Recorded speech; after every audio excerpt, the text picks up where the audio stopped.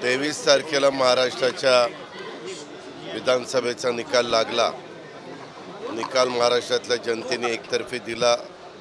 कधी महाराष्ट्राच्या इतिहासामध्ये इतक्या एकतर्फी निकाल लागलेला नव्हता। जास्तीत जास्त 222 जागा एकेकाळी काँग्रेसचं प्रभुत्व असताना आलेल्या होत्या, परंतु ते पण विक्रम त्या ठिकाणी मोडला गेला। त्याबद्दल मी आपल्यामार्फत मी तर मानलेलेच आहे पहिले, परंतु महाराष्ट्रातल्या तमाम मतदारांना, महायुतीच्या कार्यकर्त्यांना, सर्व सहकाऱ्यांना मनापासून धन्यवाद देतो, मनापासून आभार मानतो, कृतज्ञता व्यक्त करतो। परंतु आमच्यावर जबाबदारी वाढलेली आहे।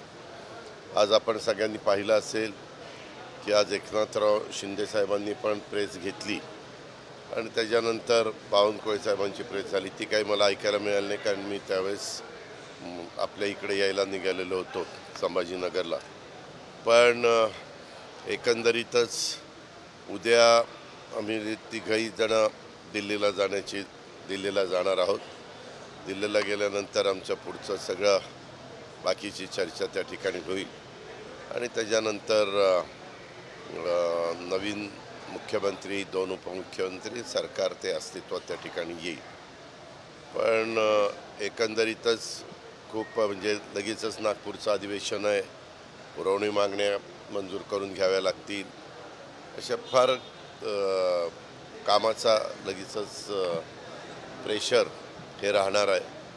पण आम्ही बहुतेक जण अनुभव असल्यामुळं त्याच्यामध्ये इतकी काही अडचण येईल असं मला वाटत नाही आणि चांगल्या पद्धतीनं राज्याचा सर्वांगीण विकास करण्याचा प्रयत्न, समाजातल्या सर्व घटकाला बरोबर नेण्याचा प्रयत्न आणि केंद्र सरकारचा मोठ्या प्रमाणावर निधी देखील आणण्याचा प्रयत्न हा आम्हा लोकांच्याकडून होईल। उद्या गेल्यानंतर लोकसभेचं अधिवेशन सुरू असल्यामुळं मी तिथं प्रमुखांना पण भेटण्याचा प्रयत्न करणार आहे आणि या सगळ्या संदर्भातली चर्चा होऊन अतिशय खेळीमेळीच्या वातावरणामध्ये महायुतीचं सरकार, त्या सरकारमधले मुख्यमंत्री, 2 उपमुख्यमंत्री आणि मंत्रिमंडळ अशा उद्याच्या सगळ्या चर्चेच्या नंतर त्याला अंतिम स्वरूप येईल।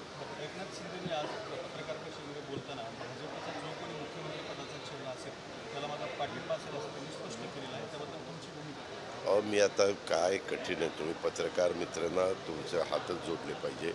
मी तुम्हाला पुन्हा सांगतोय की उद्याच्याला आमची मीटिंग आहे, त्या मीटिंगमध्ये जे काही ठरेल ते खेळीमेळीच्या वातावरणामध्ये ठरेल आणि त्याला सगळ्यांचीच तिथं मान्यता असेल, काही प्रॉब्लेम नाही।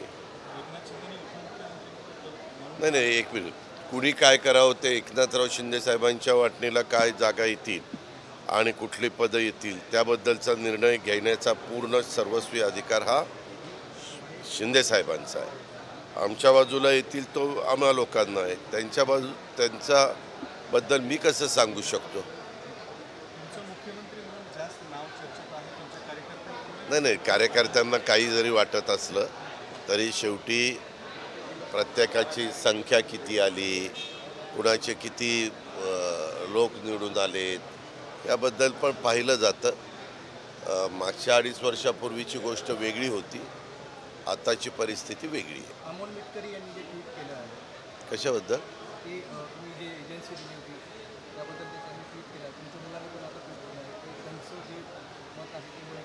मला त्याबद्दल नो कॉमेंट्स। काय ते तुम्ही ना, एवढं राज्याचं महत्त्वाचं सरकारचं आता उद्या 13-13.5 कोटी जनतेचा कारभार कोणाकडे द्यायचा आहे आणि नको त्या गोष्टीला का तुम्ही महत्त्व देता? त्याला फार महत्त्व द्यायचं कारण नाही।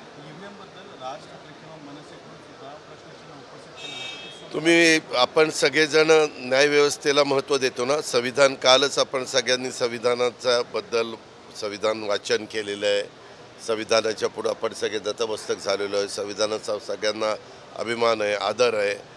स्वतः सुप्रीम कोर्टाने काल काय सांगितलं ऐकलं नाही? आपण ऐकलं की नाही ऐकलं?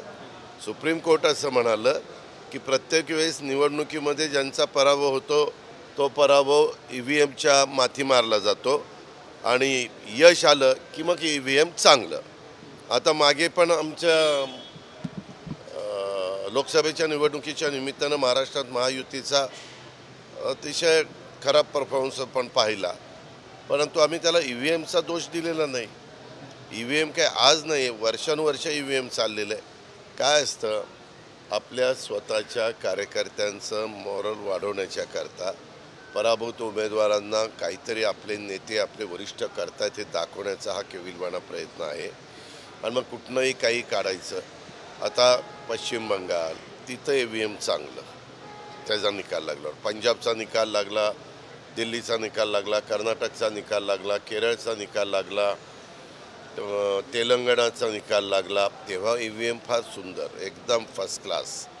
आणि निकाल जर विरोधी गेला, इवन जम्मू काश्मीरचा पण निकाल मध्ये लागला, आपण पाहिला असेल, त्यावेळेस EVM चांगलं. आणि निकाल उलटा गेला की EVMचं तुम्हाला आठवत असेल 2014ला पण पंतप्रधान नरेंद्र मोदी साहेबांची लाट आलेली होती. त्या लाटेत पण सगळ्यांनी EVMला दोष दिला.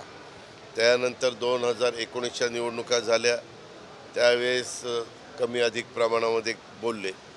परंतु आता 2024च्या निवडणुकीमध्ये बऱ्यापैकी जागा विरोधकांच्या आल्या, त्यावेळेस EVMच्या बद्दल कोणी वक्तव्य केलं नाही. बरोबर नाही. शेवटी हे काही एका दिवसात घडत नसतं. EVMचं मशीनच्या बद्दल कुठल्याही प्रकारचे जगातल्या कुठल्या देशांचे दाखले द्यायचे. पुतीननी असं केलं, रशियाने तसं केलं. अरे त्यांचं किंवा अमेरिकेत EVM वापरलं जात नाही. अमेरिकेतमध्ये बॅलेट पेपर वापरला जातो. परंतु ट्रम्प मागं गेल्या 4 वर्षापूर्वी पडले, पराभूत झाले, ह्यावेळेस निवडून आले. अशा गोष्टी चालतात. शेवटी जनतेच्या, लोकशाही आहे, जनतेच्या मनामध्ये जे काही असतं ते जनता जनार्दन ठरवत असतं. आम्हाला त्याच्यामध्ये कुणी कसलंही आंदोलन केलं तर सर्वोच्च आहे. एक तर इलेक्शन कमिशनने सांगितलं की आमचा पूर्ण त्याच्यावर विश्वास आहे. दुसरी गोष्ट, आपण सुप्रीम कोर्टाला ते देतील तो निर्णय अंतिम मानतो.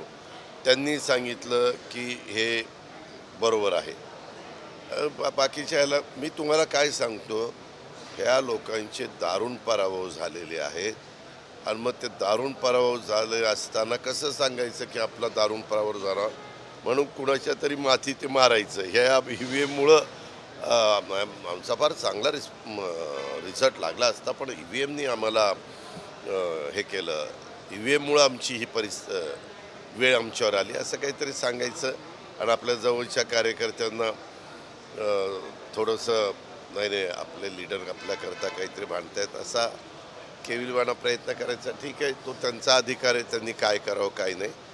पण बहुतेकांचा EVMवर विश्वास आहे आणि सुप्रीम कोर्टाने पण काल ऐकवलं.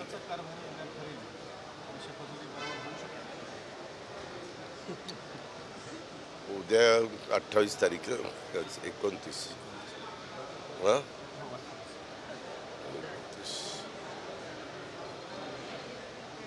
मंथ एंडपर्यंत 30 तारखेपर्यंत व्हायला पाहिजे. 30 किंवा 1 असं वेळ होईल. 30 किंवा 1. रोहित पवारांचा प्रश्न विचारतो. रोहित पवार म्हणाले आत्ताच अजितदादांना मुख्यमंत्री करा, नंतर संधी मिळणार नाही, माझे त्यांना शुभेच्छा. बाकीच्यांनी फुकटचा सल्ला द्यायचं काही कारण नाही.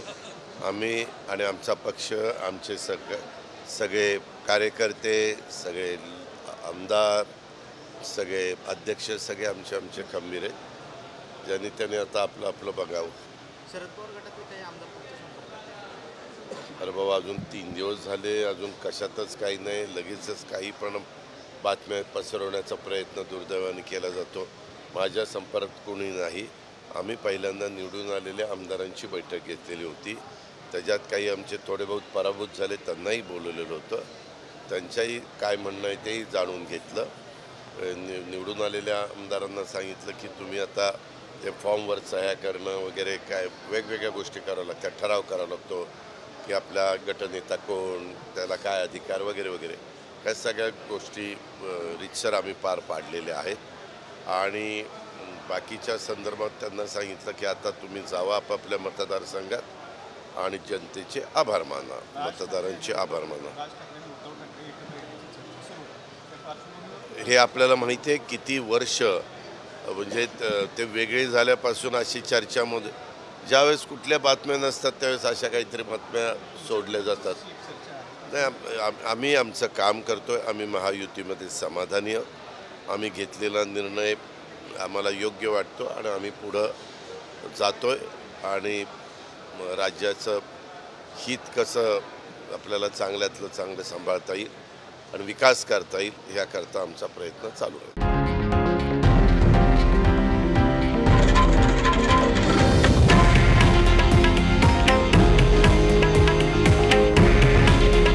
हे आहे देशातील नंबर 1 न्यूज नेटवर्क आणि आपण पाहत आहात TV9 मराठी. काळजी तुमची, हित महाराष्ट्राचं.